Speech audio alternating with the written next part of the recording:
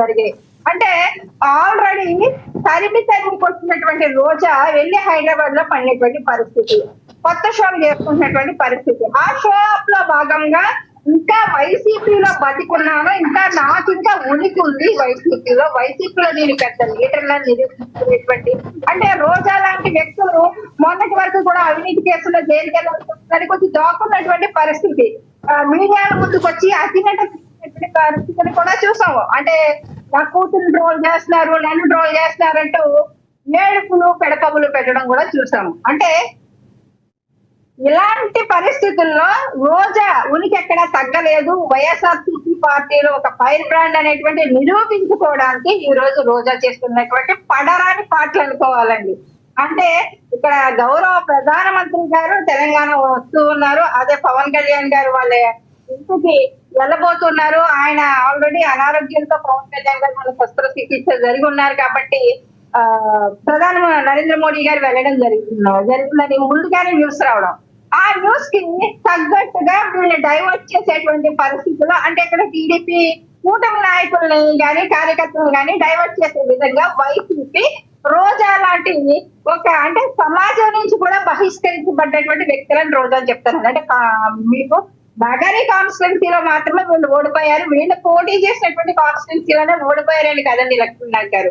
ఇలాంటి అంటే వీళ్ళు మాట్లాడే మాటని, వీళ్ళ భాష పనితీరుని ప్రతిదీ కూడా ప్రజలు అబ్జర్వ్ చేశారు. కాబట్టి వైసీపీలో మీరు చూసుకోండి, చాలా కొత్త వాళ్ళకన్నా అవకాశం ఇచ్చారు, కానీ అసలు ఇలాంటి వ్యక్తులు అసలు రాకూడదని సమాజం. ఎందుకు మీరు కూడా మీ మీడియా కూడా ఎందుకు ఆవిడ్ని ఐరన్ లెగ్ అని అదని ఇదని ట్రోల్స్ చేశారు?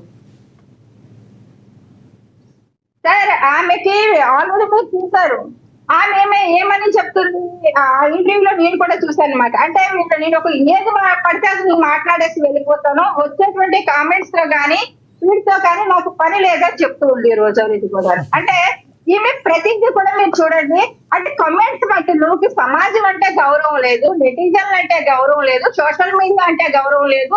అలాంటప్పుడు నువ్వెలా వచ్చి పబ్లిక్ లో మాట్లాడతావు, నువ్వెలా వచ్చి ఇంటర్వ్యూలు ఇస్తావు, నువ్వెలా వచ్చి పవన్ కళ్యాణ్ గారిని కానీ కుటుంబ ప్రభుత్వాన్ని కానీ గౌరవ ముఖ్యమంత్రి గారిని టార్గెట్ చేసి మాట్లాడతావు.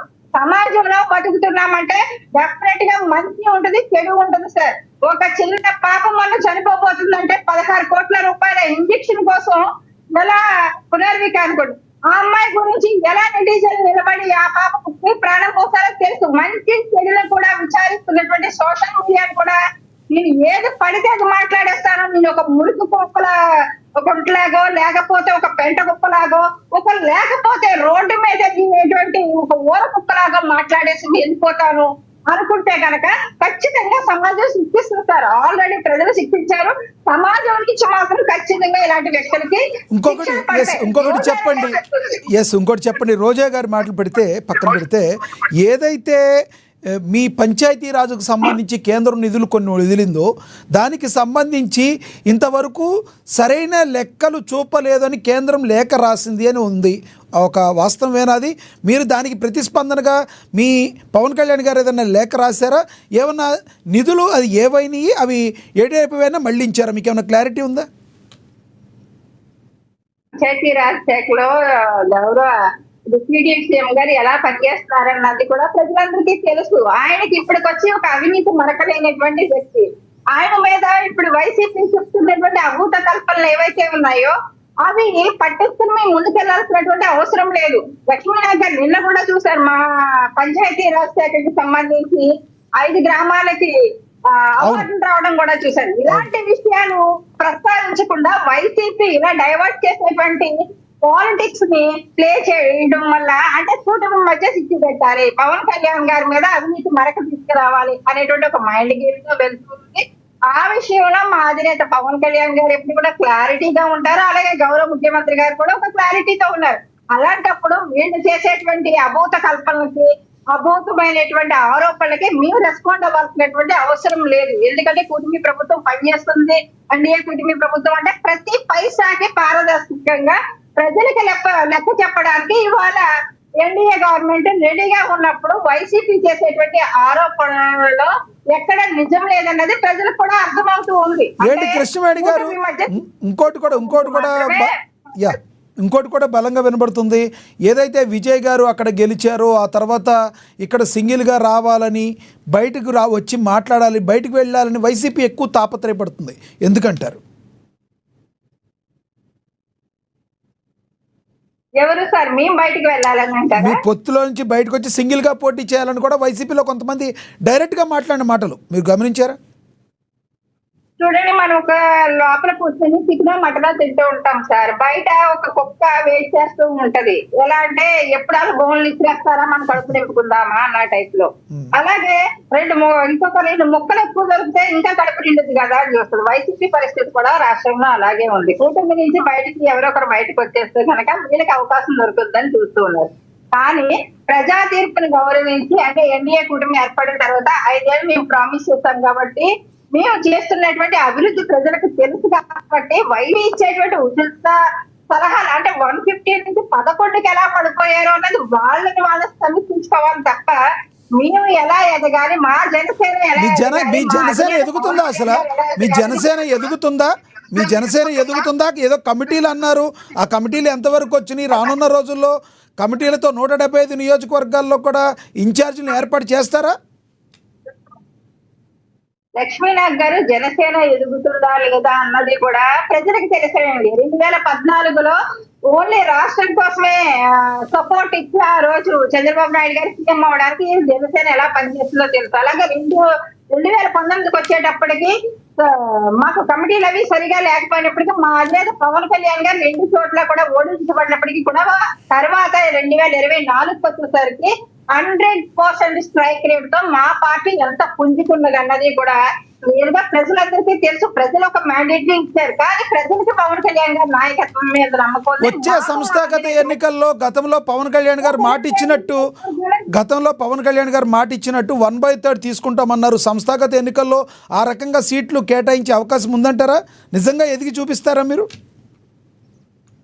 లక్ష్మీనాథ్ గారు, అది మా అధినేత పవన్ కళ్యాణ్ గారు చూసుకుంటారండి. పార్టీకి ఒక అధినేత ఉన్నారు, ఆయనే కూటమిలో భాగస్వామ్యంగా ఉన్నారు కాబట్టి అది మా అధినేత పవన్ కళ్యాణ్ గారు చూసుకుంటారు. మా పని ఏంటంటే ఇప్పుడు ఆల్రెడీ 175 నియోజకవర్గాల్లో మా పార్టీ ఇన్ఛార్జీలు పెట్టబోతుంది. అలాగే స్ట్రాంగ్ అయినటువంటి కమిటీలు అయిపోతుంది. ఇన్ఛార్జీలు పెట్టిన తర్వాత అది గ్రామ స్థాయి వరకు, అంటే కొన్ని చోట్ల ఇప్పటికే గ్రామ స్థాయి వరకు కమిటీలు కూడా నిర్మించున్నాయండి. దాన్ని మార్పులు చేర్పులు చేసుకుంటూ పూర్తిగా మండల స్థాయి, గ్రామ స్థాయి కమిటీలు అవి వేయడం కోసం దాని గురించి మేము కసరత్తు చేస్తున్నాము తప్ప వచ్చే సార్వత్రిక ఎన్నికలకి బూత్ స్థాయిలో కూడా వేయగలరా మీరు? కమిటీలు బూత్ స్థాయిలో కూడా వేయగలరా? గతంలో పవన్ కళ్యాణ్ గారు నాకు టైం లేదు చేయలేను అన్నారు. ఈసారి బోల్డ్ అంత టైం ఉంది, చేయగలరా? లక్ష్మీనాథ్ గారు, ఒక విషయం చెప్పమంటారండి. మొన్న ఎలక్షన్ చేసినప్పుడు మీరు 100% స్ట్రైక్ రేట్ వచ్చింది కదండి. వచ్చినప్పుడు బూతుల్లో మీరు పోలింగ్ బూతుల్లో మీరు ఎంక్వైరీ చేయండి. పోలింగ్ బూతుల్లో ఇంకా వైసీపీ కార్యకర్తలు పారిపోయారేమో ఎలక్షన్ చేయడానికి, కానీ జనసేన కార్యకర్తలు ఎక్కడా పారిపోలే.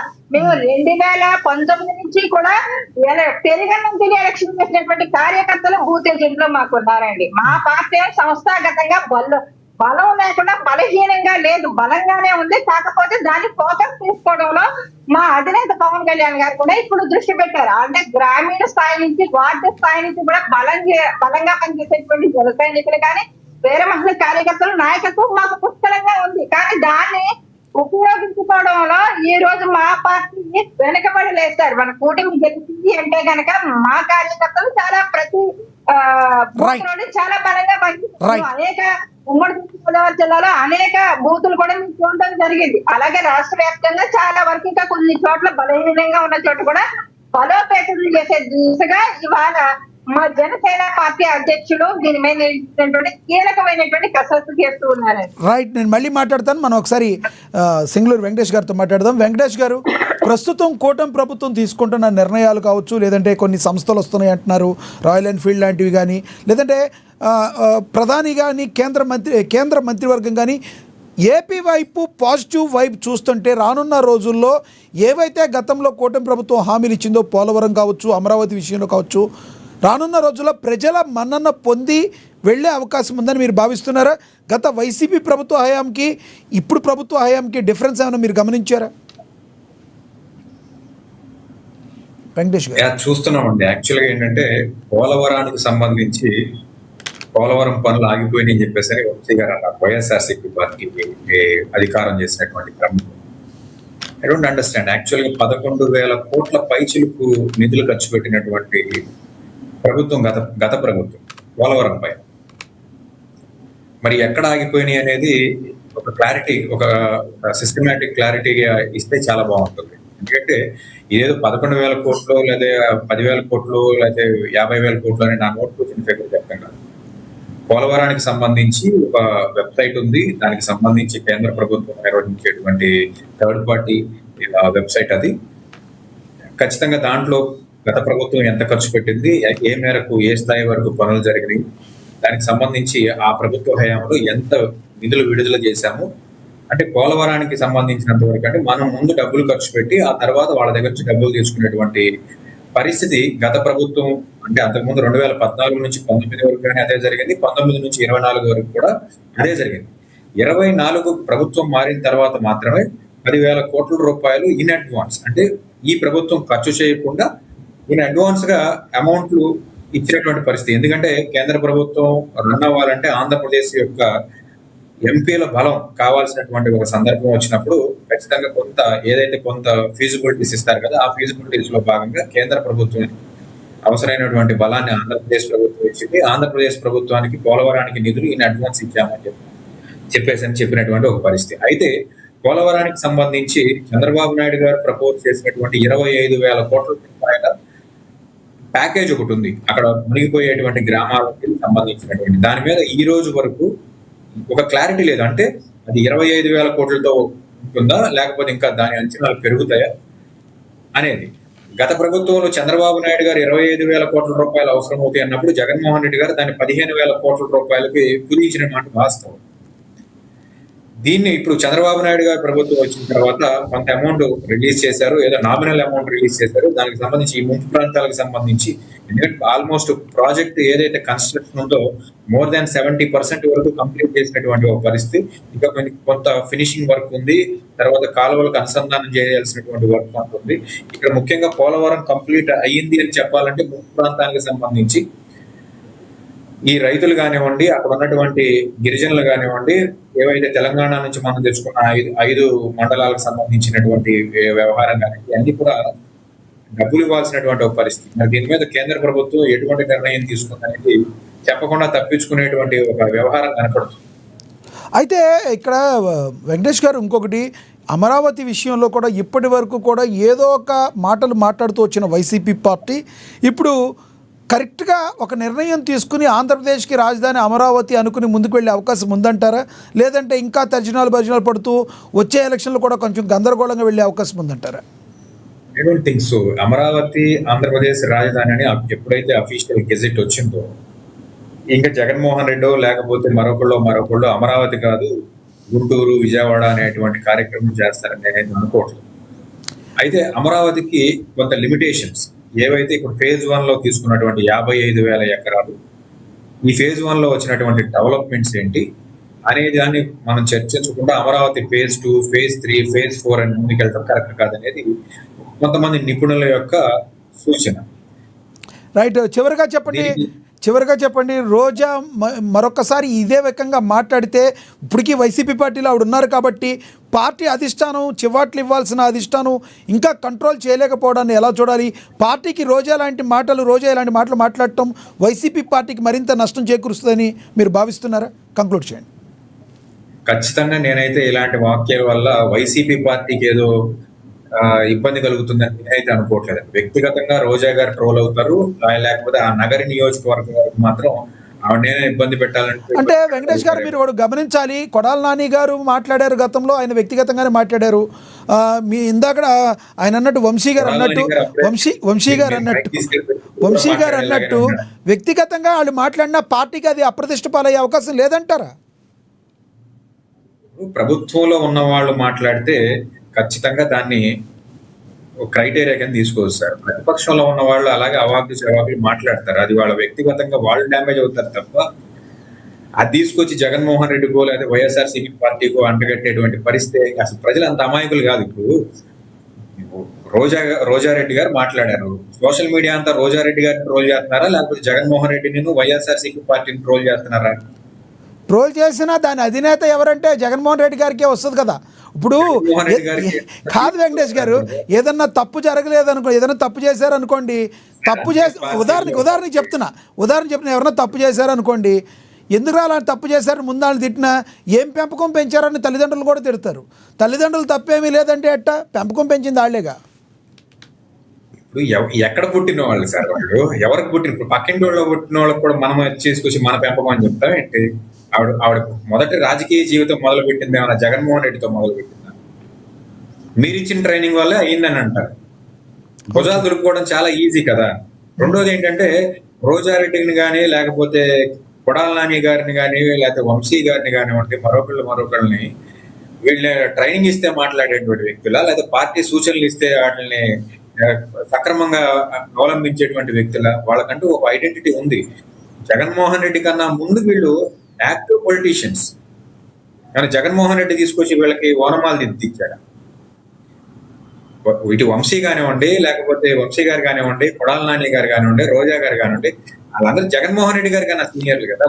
ఆయన పార్టీలో ఉన్నప్పుడు కాదండి, ఆ లెక్క వస్తే ఇప్పుడు జగన్మోహన్ రెడ్డి గారు తయారు చేసిన ఎమ్మెల్యేలు మొత్తం కూడా కాంగ్రెస్ నుంచో దగ్గర నుంచో వచ్చారు. అంటే సపరేట్గా జగన్మోహన్ రెడ్డి గారు సృష్టించిన వాళ్ళు ఎవరు లేరంటారు. అయితే అలా ఎందుకు అనుకుంటున్నారు సార్? జగన్మోహన్ రెడ్డి గారు తయారు చేసిన వ్యక్తులు కూడా ఉన్నారు కదా. జగన్మోహన్ రెడ్డి గారు ఆ కాంగ్రెస్ ఎమ్మెల్యేలు అందరూ వచ్చి వైసీపీలో జాయిన్ అయ్యారు. మీరు చెప్పినట్టు మిగతా వాళ్ళందరూ టీడీపీలోంచి వెళ్ళారు. ఇంకా జగన్మోహన్ రెడ్డి గారికి అంటూ సపరేట్ ఐడెంటిటీ కోసం ఉన్న వాళ్ళు ఎవరున్నారు? మీరు ఎందుకు అనుకుంటున్నారో అలా అయితే నాకైతే అర్థం కావట్లేదు. జగన్మోహన్ రెడ్డి గారు మొత్తానికి కలిపి రోజా ఇలా మాట్లాడడానికి ఓనమాలు దిద్దింది మొత్తం టీడీపీ అని బాల్ మొత్తం అటు కొట్టేశారు, అటు నెట్టేశారు. నేనేదో టీడీపీని బ్లేమ్ చేయాలనో మరో బ్లేమ్ చేయాలనేది నా ఉద్దేశం కాదు. చెప్పదలుచుకుంది ఏంటంటే, ఒక వ్యక్తి చేసినటువంటి, ఒక నాయకురాలు చేసినటువంటి వ్యాఖ్యలకి పార్టీని మనం బ్లేమ్ చేయాల్సినటువంటి పరిస్థితి లేదు. అన్ని పార్టీల్లో ఇలా నోరేసుకుని పడే వాళ్ళు ఉన్నారు. ఏ పార్టీలో లేకుండా పోయారో చెప్పండి. అంత మోగ రాజకీయాలు ఎవరో చేయట్లేదు. రైట్ మీ అభిప్రాయం అర్థమైంది సార్. ఎస్, వంశీ గారు కంక్లూడ్ చేయండి సార్ ప్లీజ్.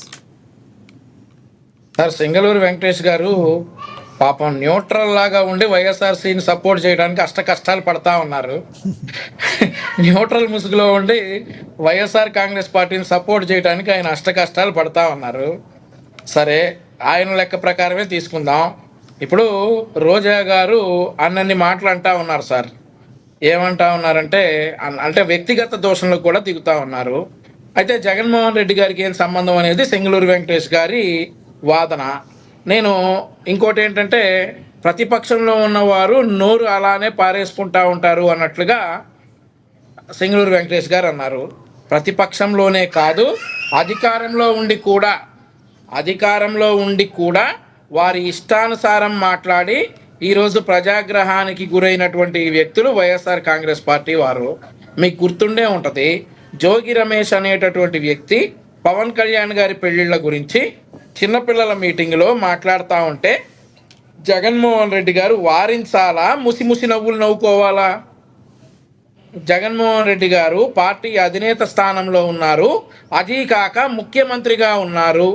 ఆ టైంలో జోగి రమేష్ అనేటటువంటి వారి పార్టీకి చెందినటువంటి వ్యక్తి, వారి పార్టీ నుండి మంత్రిగా ఉన్నటువంటి వ్యక్తి పవన్ కళ్యాణ్ గారి వ్యక్తిగత జీవితం, వారి భార్యల గురించి మాట్లాడుతున్నప్పుడు జగన్మోహన్ రెడ్డి గారు ఏం చేయాలి? ఇది తప్పు అని చెప్పాలా? ముసి నవ్వులు? జగన్మోహన్ రెడ్డి గారిని పక్కన పెట్టుకునే పవన్ కళ్యాణ్ అనేవాడు ఒక పిచ్చి కుక్క అని కూడా డైరెక్ట్ గా మాట్లాడారు. అదేనండి, నేను అదే చెప్తా ఉన్నా. వెన్ను తట్టి ప్రోత్సహించాలా? ఇట్లాంటివి తప్పు, రాజకీయాల్లో ఇట్లాంటివి ఉండకూడదు అని అనాలా? అదొకటి. ఆ తర్వాత ఒక బహిరంగ సభలో రోజా గారు మాట్లాడటం ప్రారంభించగానే ఉమ్మారెడ్డి వెంకటేశ్వర్లు గారు వచ్చి తిట్టమంటున్నాడు చంద్రబాబుని జగను అని చెప్పినటువంటి మాటలు ఇప్పుడు యూట్యూబ్లో కొట్టినా కానీ మనం అందరం కూడా స్పష్టంగా చూడొచ్చు.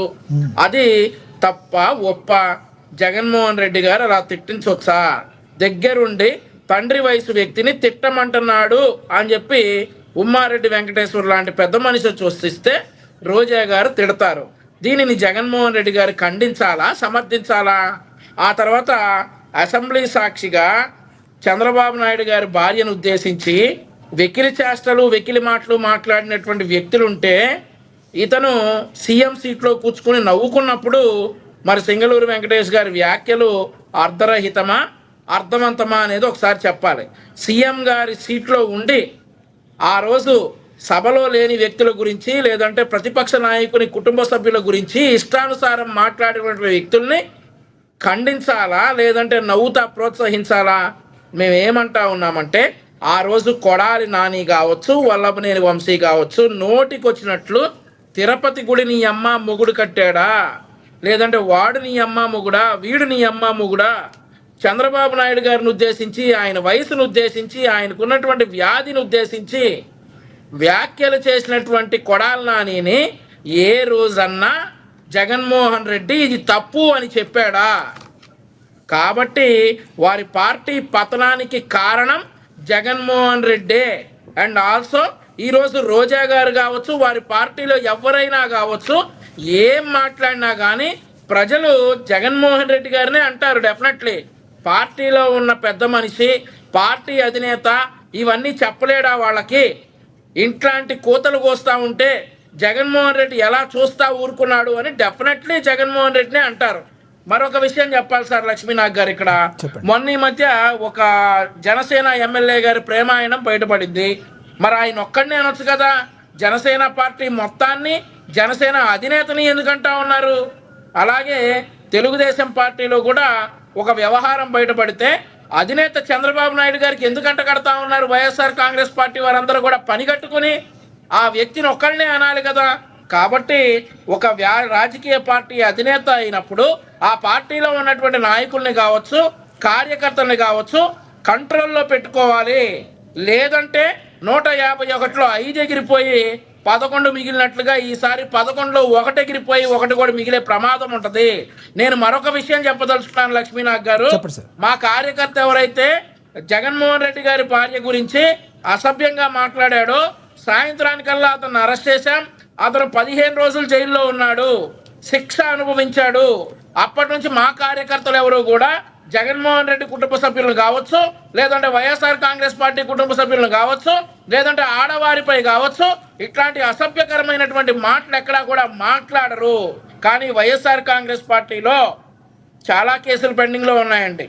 మొన్న మధ్య ఒక వ్యక్తి, వైఎస్ఆర్ కాంగ్రెస్ పార్టీకి చెందినటువంటి ఒక వ్యక్తి కోర్టుకు వెళ్ళాడు. నా మీద ఉన్నటువంటి కేసులన్నిటి మీద స్టే ఇవ్వమనంటే కోర్టులు మొట్టికాయలు వేశాయి. ఎలా ఇస్తారు స్టే? ఇట్లా ఇష్టానుసారం మాట్లాడుతుంటే పోలీసులు ఏం చేస్తూ ఉన్నారు? జడ్జీలను కామెంట్ చేస్తూ ఉన్నారు, ముఖ్యమంత్రిని కామెంట్ చేస్తూ ఉన్నారు, కేబినెట్ మంత్రులు కామెంట్ చేస్తూ ఉన్నారు, వాళ్ళ ఇళ్లలో ఆడవాళ్ళని కామెంట్ చేస్తూ ఉన్నారు. వీరిని అరికట్టలేరా అని చెప్పేసి ఆ స్టే ఇవ్వడం కాదు, నువ్వు ఖచ్చితంగా ఎంక్వైరీ ఫేస్ చేయాలి, వెళ్ళి ఎంక్వైరీ ఫేస్ చేసిరా అంటే ఆ వ్యక్తి ఆంధ్రప్రదేశ్లో ఉన్న స్టేషన్లు అన్నీ తిరుగుతున్నాడండి చేసిన తప్పుకి. రైట్. సో ఇట్లాంటివి మన పార్టీలో ఉన్నటువంటి కార్యకర్తలను కావచ్చు, నాయకుల్ని కావచ్చు కంట్రోల్ చేయాల్సింది అధినేతలే. మీరు ఎలాగైతే జనసేనలో ఒక ఎమ్మెల్యే తప్పు చేస్తే అది జనసేన పార్టీకి మొత్తానికి అంటగడతా ఉన్నారో, తెలుగుదేశం పార్టీలో ఒక కార్యకర్త తప్పు చేస్తే ఎలాగైతే మా పార్టీ మొత్తానికి అంటగడతా ఉన్నారో, మీ పార్టీలో ఉన్నటువంటి రోజా కావచ్చు, లేదంటే కొడాలి నాని కావచ్చు, వంశీ కావచ్చు, జోగి రమేష్ కావచ్చు, పేర్ని నాని కావచ్చు, ద్వారంపూడి చంద్రశేఖర్ రెడ్డి కావచ్చు, వీళ్ళందరి వెనక జగన్మోహన్ రెడ్డే ఉన్నాడు. ఎందుకంటే మా పార్టీలో ఎవరైనా తప్పు చేస్తే మేము ఖండిస్తున్నాం, సస్పెండ్ చేస్తున్నాం, అండ్ ఆల్సో అరెస్ట్ కూడా చేయించుతున్నాం.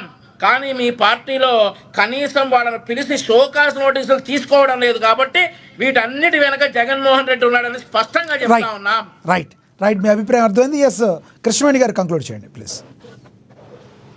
లక్ష్మీనాథ్ గారు, సమాజంలో ఒక మాతృమూర్తిగానే కాదు, ఒక కుటుంబంలో స్త్రీగానే కాదు, సమాజంలో రాజకీయంగా ఎదుగుతున్నటువంటి మహిళకే కాదు, ఒక స్థానం ఉంటుందండి, ఒక గౌరవప్రదమైనటువంటి స్థానం ఉంటుంది. ఒక మహిళను చూస్తే వాళ్ళ ఇంట్లో ఆడవాళ్ళతో ఎందుకు పోలిస్తారంటే ఆ మహిళ లక్షణాలు కనిపిస్తేనే పోలిస్తారు, లేకపోతే పోల్చరు. అంటే జన సైనికులు ఎందుకు ట్రోల్ చేస్తున్నారు అనేసి మీరు ఇలా కూడా క్వశ్చన్ వేసినటువంటి పరిస్థితి. అంటే వైజాగ్ లాంటి ప్రదేశంలో జన సైనికుల్ని చూసి రోజారెడ్డి లాంటి వ్యక్తి మిడిల్ ఫింగర్ చూపిస్తాడు. వాళ్ళు భువనేశ్వరమ్మ లాంటి వ్యక్తిని ఏ రకంగా మాట్లాడిందో చూసాము. అంటే తన ఇంట్లో తన బిడ్డని మాట్లాడితేనే ఇంత ఫీల్ అయిపోయి కన్నీటి పర్యంతం అయిపోతున్నానని ఒక రాజకీయ నాటకం అనేటువంటి రోజా ఈరోజు స్పష్టంగా చెప్పింది, ఏదైనా సరే నేను నటన మాత్రమే చేస్తాను తప్ప నేను రాజకీయంగా నాకు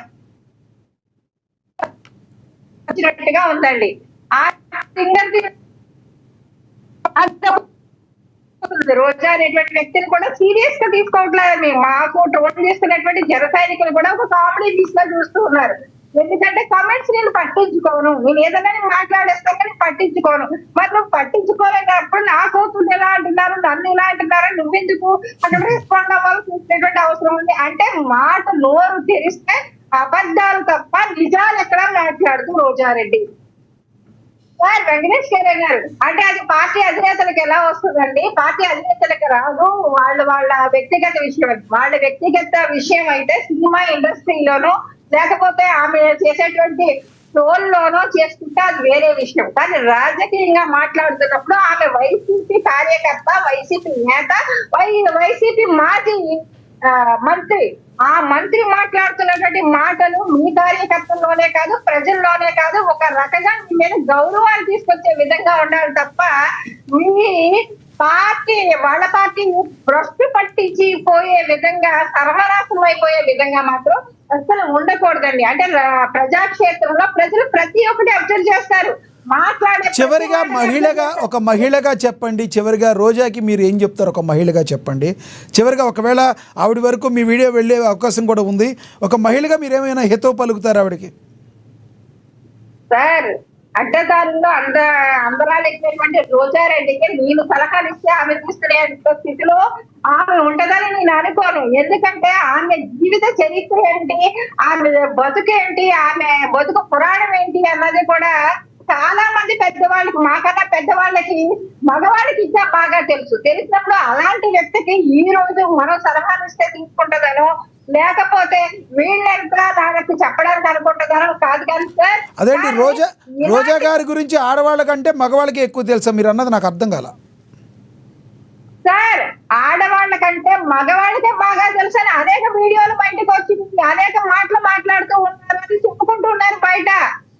అనేక విషయాలు బయట తేటతెల్లమైంది అని తెలుస్తున్నా అని అనేక మంది. నేను చాలా చిన్నవాళ్ళం సార్. అందులో రోజారెడ్డి లాంటి వ్యక్తి గురించి అనేక మంది పెద్దలు మాట్లాడుతూ ఉంటారు, మాకు కూడా చెప్తూ ఉంటారు. ఇక్కడ రోజారెడ్డి జీవితం అంతా కూడా సామాన్య కూడా షుగర్ ఫ్యాక్టరీ గెస్ట్ హౌస్ లో అడిగితే తెలుస్తుంది అని మాట్లాడుకుంటారు రాజకీయాలు కొంతమంది నాయకులు.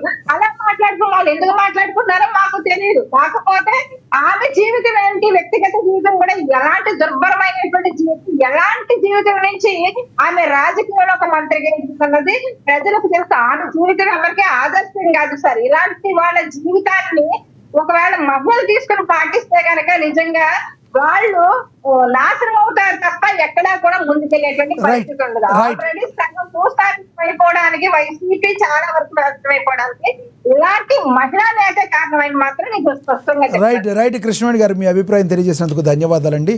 బండారు వంశీకృష్ణ గారు ధన్యవాదాలు సార్. అలాగే సింగళూరు వెంకటేష్ గారు ధన్యవాదాలండి మీ అభిప్రాయం తెలియజేసినందుకు. ఏది ఏమైనప్పటికీ రోజా